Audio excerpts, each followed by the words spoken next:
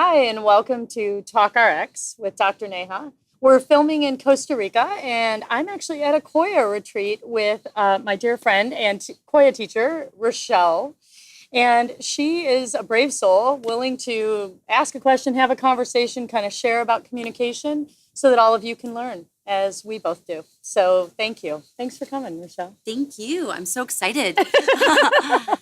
What are you thinking about? So one of the things that's at the center of my life right now is in my desire to begin a journey of motherhood. I'm noticing part of it is like giving away a little bit of control, and I'm experiencing that with Koya right now. So I've certified about 300 teachers, and I really have this vision of really having them step into this leadership role as I start to pull back a little bit, be more of a visionary, but less on the front lines. Yeah. And so one of the things that came up for me last week, which I just surrendered into authenticity and saying, I really, really, really want this to be a place where everyone can express their truth and share their medicine. And simultaneously, I really, really need the elements of Koya to be honored and kept. So it's just this interesting thing of communication style of like everyone's amazing, but I also need them to like stay in the,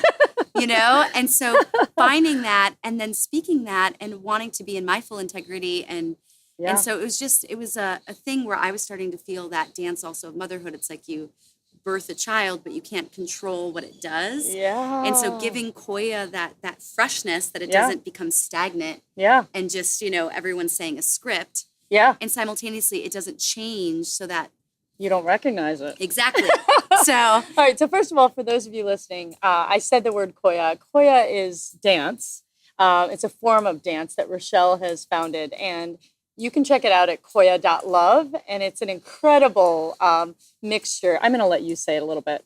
Will you just say briefly? Yeah, of course. On a surface level, it's a dance class that combines yoga, creative expression through dance, and feminine movement.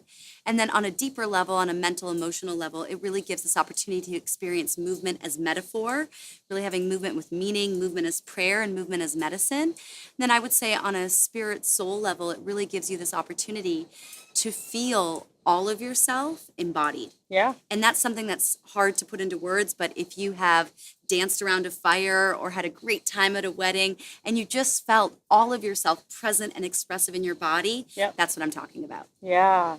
So I love when she says movement as medicine, because as a physician, I was actually brought to tears the first time I heard that, because I can even feel myself a little emotional right now. Like, that's not really how I think of medicine, right? It's me and a prescription pad. So really expanding the idea of what medicine is to you. So back to this, I'm considering having a child, and I'm birthing Koya and kind of moving it out into the world and seeing that parallel of there's no way. One of the things you say is there's no way you can do this wrong. The way you know you're doing it right is because it feels good in your body. So you give this freedom, right? And then there's part of you that's saying like, but can you please do it the way I told you? Exactly. And so there is the struggle. So in my book, it's about power. I talk about me, we, and world, right? And so what I love is you embody this so well, which is like, who am I? How can I stand in my personal power, right? Someone in one of our classes said, what I love about, Rochelle is she thinks and says, I'm divine, and so are you. And I love that, right? Because you believe in your own personal power. And then there's this we place, because you believe in the power of sisterhood and community and the collective. So you believe in the we, right, which is all these 300 teachers. And then there's this world piece where it's all for the impact of something greater than us. And I think right now there's something going on. Where do you feel it in your body?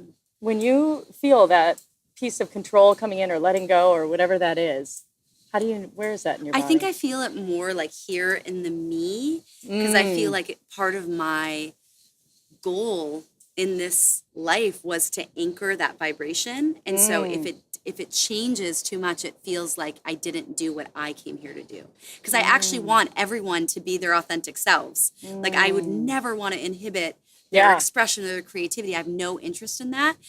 But it's sort of one of those things, like if it's going to be called Koya, that it's Koya. Yeah. And if it evolves into some other creative expression, then it's called that. That it's called that. So, but for me, I really feel it like in this, like there would be this deep sadness in myself that I didn't do what I came here to do. So, Rochelle, where do you feel that?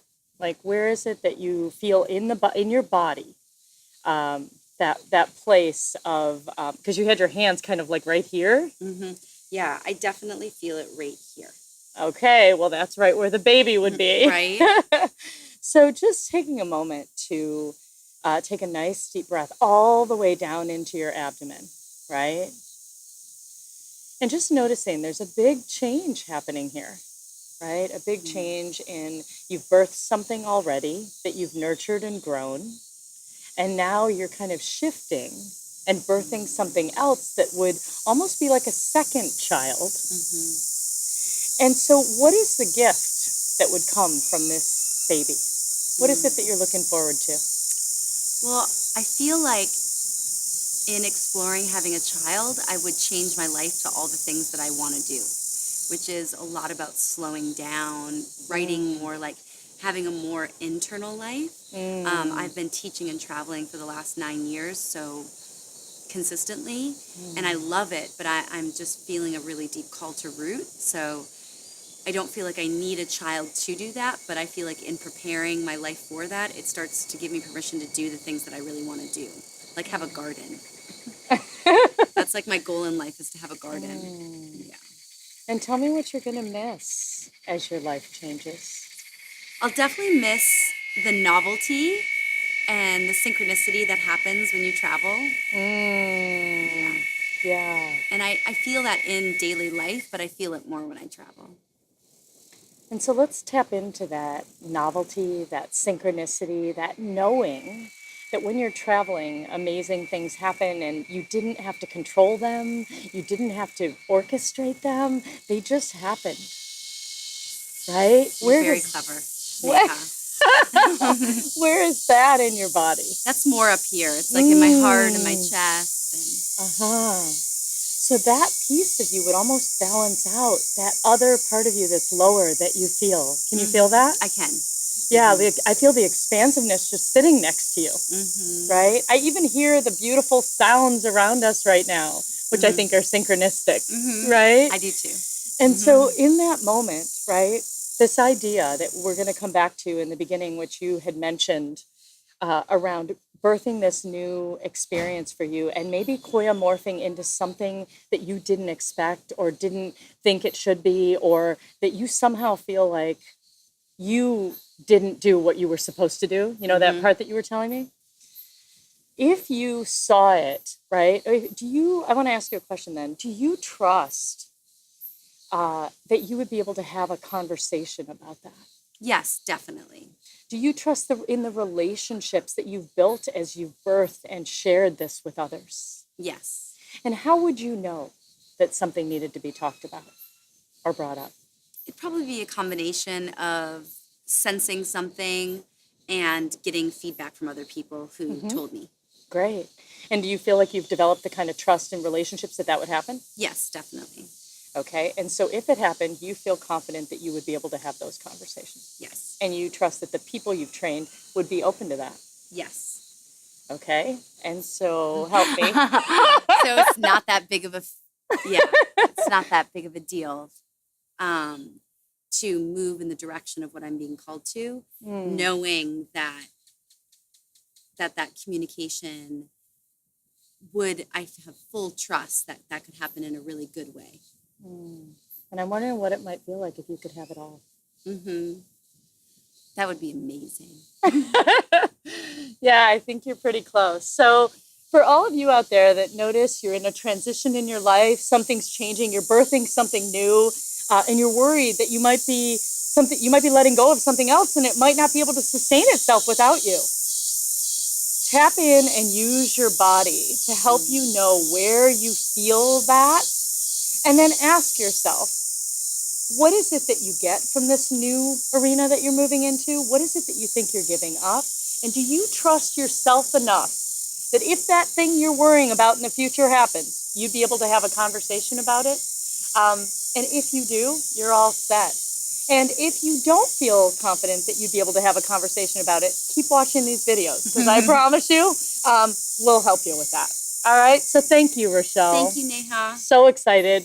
Can't wait to hear how this all unfolds. Thank you. And thanks to all of you as well. Talk to you next time.